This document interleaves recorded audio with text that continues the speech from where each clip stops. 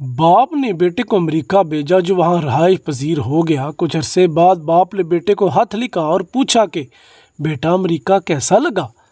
تو بیٹے نے خط کا جواب کچھ اس طرح لکھا: محترم والد صاحب، آپ نے پوچھا ہے کہ مجھے امریکہ کیسا لگا، تو عرض ہے کہ یہاں زمین ہموار نہیں، موسم کا اعتبار نہیں، لڑکی وفادار نہیں، مذہب سے سروکار نہیں، خلوص سے ہم کنار نہیں، بدلنے کو تیار نہیں، وقت مددگار نہیں، حالات سازگار نہیں، خدا کا شکر گزار نہیں۔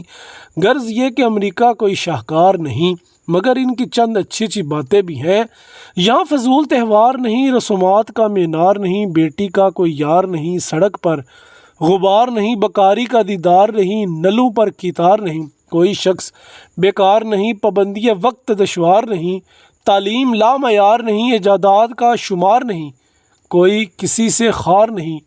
ان کی چند چیزیں البتہ دل کو کھٹکتی ہیں، مثلاً غذا مزیدار نہیں، کھانے میں اچار نہیں، گھی کا بگاڑ نہیں، قورمے میں تار نہیں، چوڑیوں کی جھنکار نہیں، اردو کا اخبار نہیں، داتا کا دربار نہیں، قائد کا مزار نہیں۔